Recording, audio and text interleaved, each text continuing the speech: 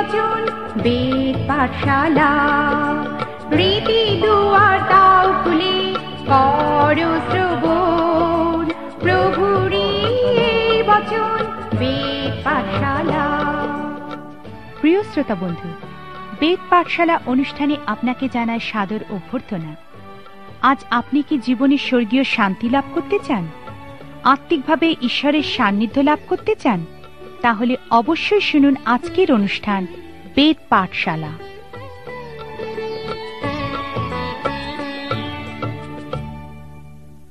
প্রিয় শ্রোতা বন্ধু, বেদ পাঠশালা অনুষ্ঠানে আপনাকে স্বাগত জানাই।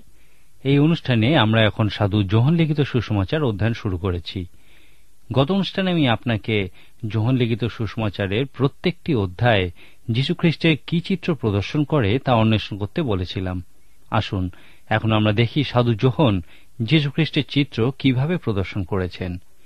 প্রথম অধ্যায়ে ঈশ্বরের মেষশাবক যিনি জগতের পাপভার লইয়া যান। দ্বিতীয় অধ্যায়ে এমন একজন যিনি জলকে দ্রাক্ষারসে পরিণত করতে পারেন এবং আনন্দ ও জীবন দান করেন। তৃতীয় অধ্যায়ে ঈশ্বরের একমাত্র পুত্র, একমাত্র সমাধান এবং একমাত্র পরিত্রাতা। চতুর্থ অধ্যায়ে জীবন্ত জল। পঞ্চম অধ্যায়ে পবিত্র শাস্ত্রের মূল চাবিকাঠি। ষষ্ঠ অধ্যায়ে জীবনের রুটি। সপ্তম অধ্যায়ে ঈশ্বর কর্তৃক প্রেরিত শিক্ষক। অষ্টম অধ্যায়ে এমন একজন যিনি জানেন তিনি কোথা থেকে এসেছেন এবং কোথায় যাচ্ছেন।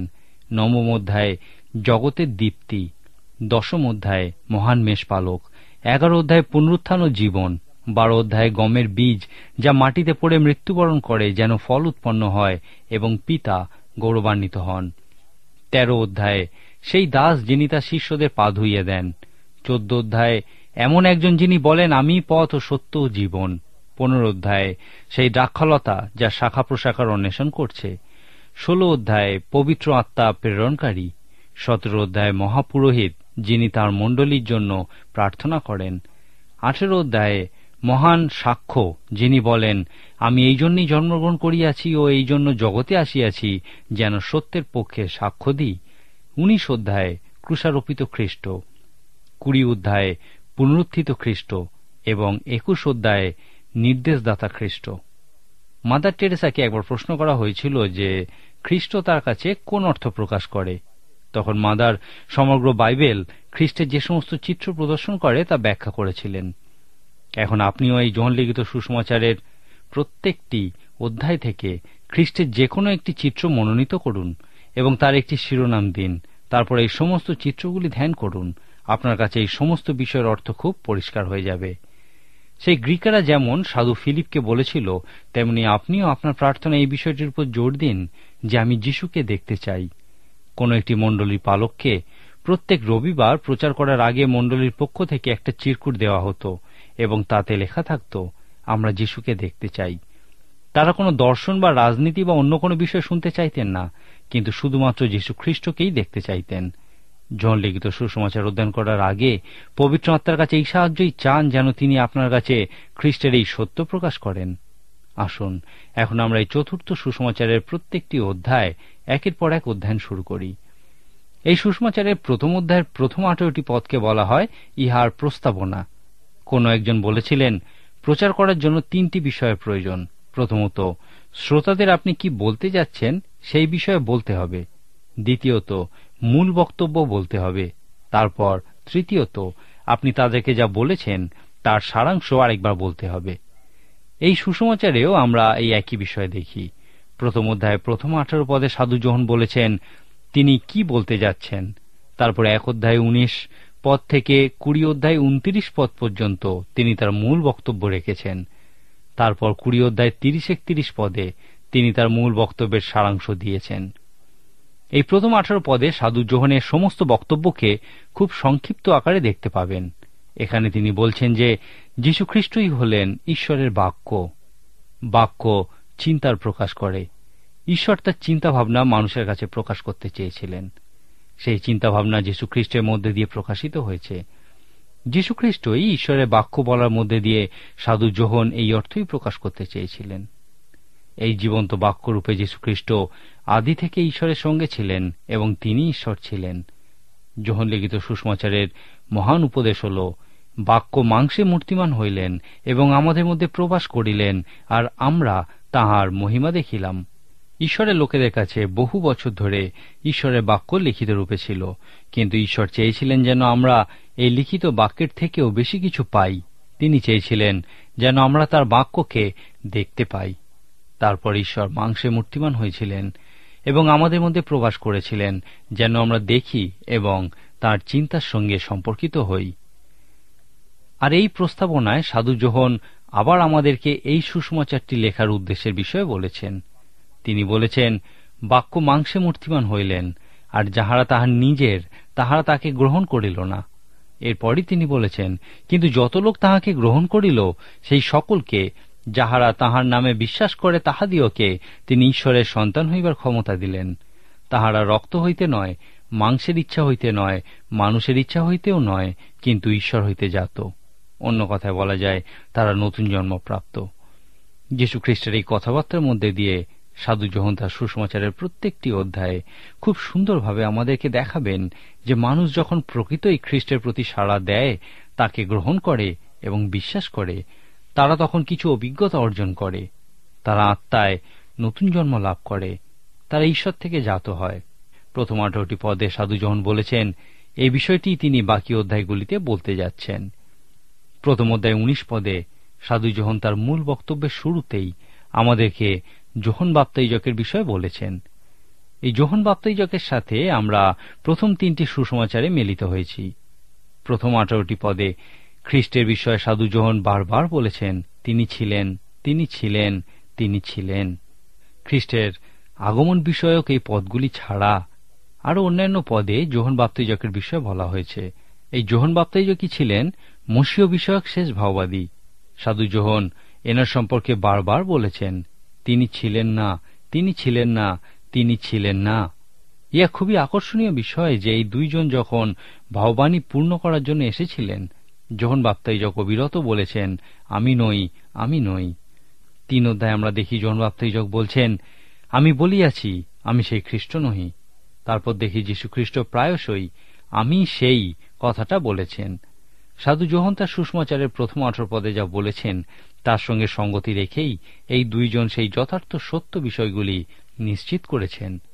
যোহন বাপ্তাইজক বলেছেন, যিনি আমাকে জলে বাপ্তাইজ করতে পাঠাইয়াছেন, তিনি আমাকে বলিলেন, যাহার উপরে আত্মাকে নামিয়ে অবস্থিতি করিতে দেখিবে, তিনিই সেই ব্যক্তি যিনি পবিত্র আত্মায় বাপ্তাইজ করেন। আরও দেখি লেখা আছে, আর যোহন সাক্ষ্য দিলেন, কহিলেন, আমি আত্মাকে কপতের ন্যায় স্বর্গ হইতে নামিতে দেখিয়াছি। তিনি তাহার উপরে অবস্থিতি করিলেন। এইভাবেই সাধু যোহন তার যুক্তি প্রথম অধ্যায় থেকে শুরু করে সমস্ত বইটি জুড়েই দেখিয়েছেন। প্রথম অধ্যায়ে তিনি বলেছেন, যীশুখ্রিস্ট হলেন ঈশ্বরের পুত্র, কারণ আত্মা কপতের আকারে তার উপরে নেমে এসেছিল যখন যোহন বাপ্তাইজক তাকে বাপ্তাইজ করেছিলেন। যোহন বাপ্তাইজক আমাদেরকে যীশুখ্রিস্টের একটা মহান পরিচয় দিয়েছেন। তিনি বলেছেন, ওই দেখো ঈশ্বরের মেষশাবক, যিনি জগতের পাপভার লইয়া যান। সুতরাং প্রথম অধ্যায়ে আমরা যোহন বাপ্তাইজক কর্তৃক বর্ণিত ইতিহাস এবং সাক্ষ্যের বিষয়ে দেখতে পাই। তিনি বলেছিলেন, যীশুখ্রিস্টই হলেন ঈশ্বরের পুত্র, কারণ আমি যখন তাকে বাপ্তাইজ করছিলাম, পবিত্র আত্মা কপতের আকারে তার উপরে নেমে এসেছিল। তারপর তিনি সাক্ষ্য দিয়ে বলেছিলেন, ওই দেখো ঈশ্বরের মেষশাবক, যিনি জগতের পাপভার লইয়া যান। যোহন বাপ্তাইজক নিঃস্বার্থভাবে, নম্রভাবে ঈশ্বরের একজন দাস রূপে তার শিষ্যদেরকে বলেছিলেন যেন তারা যীশুখ্রিস্টকে অনুসরণ করে। তার একজন শিষ্যের নাম ছিল আন্দ্রেয়। যখন তিনি যীশুখ্রিস্টের অনুসরণ করছিলেন, তখন যীশুখ্রিস্ট তাকে জিজ্ঞাসা করেছিলেন, কিসের অন্বেষণ করিতেছ? ইহা খুবই সুগভীর একটি প্রশ্ন। আমাদেরকে পছন্দের স্বাধীনতা দেওয়া হয়েছে এবং আমরা যা চাই তা করতে পারি। ঈশ্বর তাতে হস্তক্ষেপ করবেন না, কারণ মানুষের স্বাধীন ইচ্ছা ঈশ্বরের কাছে খুবই পবিত্র। যীশুখ্রিস্ট প্রশ্ন করেছিলেন, তুমি কিসের অন্বেষণ করিতেছ? তারা এই প্রশ্নের উত্তরে দৈনন্দিন জীবনের প্রয়োজনীয় বিষয় সম্পর্কিত একটি প্রশ্ন করেছিল। তারা বলেছিল, গুরু, আপনি কোথায় থাকেন? যীশুখ্রিস্ট বলেছিলেন, আইসো দেখিবে। তিনি তাদেরকে সেই প্রৈরিতিক বিশ্বাসসূত্র বা ধর্মীয় রীতিনীতি মানার জন্য বলেননি। তিনি বলেছিলেন, আইসো দেখিবে। তারপর দেখি লেখা আছে, তাহারা গিয়া তিনি যেখানে থাকেন দেখিলেন এবং সেই দিন তাহারা তাঁর কাছে থাকিলেন। ইতিহাস বলে যে তারা তার জন্য জীবনযাপন করেছিলেন এবং মৃত্যুবরণ করেছিলেন, কারণ তারা যখন আসার ও দেখার অঙ্গীকার করেছিলেন এবং যা দেখেছিলেন তার উপর ভিত্তি করেই এই সিদ্ধান্ত নিয়েছিলেন। কারণ তারা দেখেছিলেন তার শিক্ষা প্রকৃতই কার্যকরী। এদের মধ্যে একজনের নাম ছিল নথনেল। এই নথনেল একজন ঈশ্বরভক্ত মানুষ ছিলেন। তিনি একটি ডুমুর গাছের তলায় বসে ঈশ্বরের উপাসনা করতেন এবং এই বিষয়ে কেউ কিছুই জানত না। এই নথনেলকে দেখে যীশুখ্রিস্ট বলেছিলেন, ওই দেখো একজন প্রকৃত ইসরায়েলীয়, যার অন্তরে ছল নাই। এরপর আমরা দেখি লেখা আছে, নথনেল তাহাকে কহিলেন, আপনি কিসে আমাকে চিনিলেন? যীশু উত্তর করিয়া তাহাকে কহিলেন, ফিলিপ তোমাকে ডাকিবার পূর্বে যখন তুমি সেই ডুমুর গাছের তলে ছিলে, তখন তোমাকে দেখিয়াছিলাম।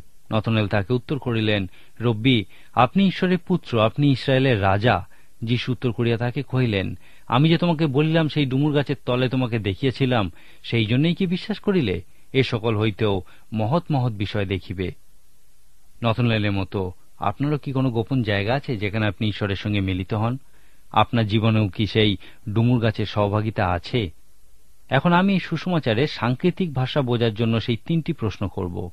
যিশু কে, বিশ্বাস কি এবং জীবন কি? প্রথম অধ্যায়ে যিশু কে? যীশুখ্রিস্ট হলেন সেই বাক্য, যিনি মাংসে মূর্তিমান হয়েছিলেন এবং আমাদের মধ্যে প্রবাস করেছিলেন। 17 পদে আমরা একটা খুব সুন্দর উক্তি দেখি, কারণ ব্যবস্থা মসি দ্বারা দত্ত হইয়াছিল, অনুগ্রহ ও সত্য যীশুখ্রিস্ট দ্বারা উপস্থিত হইয়াছে। অর্থাৎ যীশুখ্রিস্টের মধ্যে দিয়ে আমরা শুধুমাত্র সত্য পাই না, যা সাধু মসির মধ্যে দিয়েও পাওয়া যায়। যীশুখ্রিস্টের মধ্যে দিয়ে আমরা সেই অনুগ্রহ পাই, যা সেই সত্যকে প্রয়োগ করার জন্য বিশেষ প্রয়োজনীয়। সুতরাং প্রথম অধ্যায়ে যীশুখ্রিস্ট হলেন সেই অনন্তকাল স্থায়ী বাক্য, যা মাংসে মূর্তিমান হয়েছিলেন, যেন আমরা ঈশ্বরের গৌরব ও মহিমা দেখতে পারি। তিনি হলেন ঈশ্বরের সেই মেষশাবক, যিনি জগতের পাপভার লইয়া যান। প্রথম অধ্যায়ে আমরা বিশ্বাসকে কিভাবে দেখি? বিশ্বাস হল খ্রিস্টের প্রতি সঠিকভাবে সাড়া দেওয়া। যখন যীশুখ্রিস্ট এসেছিলেন, তিনি যিহুদীদের কাছে গিয়েছিলেন, কিন্তু তারা তাকে গ্রহণ করেনি। সুতরাং তিনি তাদের প্রতি ঘুরেছিলেন, যারা তাকে গ্রহণ করবে ও বিশ্বাস করবে, এবং তিনি তাদেরকে ঈশ্বরের পুত্র হওয়ার ক্ষমতা দেবেন ও তারা নতুন জন্ম লাভ করবে। অতএব প্রথম অধ্যায়ে বিশ্বাস হল খ্রিস্টে বিশ্বাস করা এবং তাকে গ্রহণ করা। বিশ্বাস হল খ্রিস্টের কাছে আসা এবং তার এই প্রশ্ন শোনা, তুমি কিসের অন্বেষণ করছ? বিশ্বাস বলে, ইয়া কিরূপে জীবনে কাজ করে। বিশ্বাস যীশু খ্রিস্টের সেই আমন্ত্রণে সাড়া দেয়, আইসো দেখিবে। বিশ্বাস আপনাকে কোনো পরীক্ষা দিতে বলে না, কিন্তু খ্রিস্টের এই আমন্ত্রণে সাড়া দেওয়াই হল বিশ্বাস। প্রথম অধ্যায়ে জীবন কি?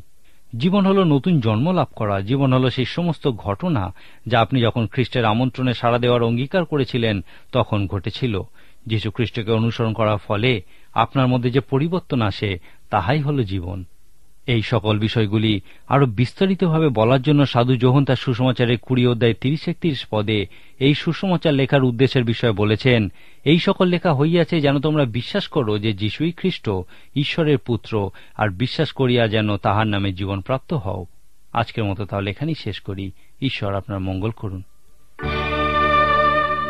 প্রিয় শ্রোতা বন্ধু, প্রভু যীশু সম্পর্কে অধিক জানতে হলে আমাদের ঠিকানায় যোগাযোগ করুন। আমাদের ঠিকানা হল বেদ পাঠশালা, পোস্ট বক্স নম্বর 8956, ধর্মতলা পোস্ট অফিস, কলকাতা 700013। আবার বলছি, বেদ পাঠশালা, পোস্ট বক্স নম্বর 8956, ধর্মতলা পোস্ট অফিস, কলকাতা 700013। নমস্কার।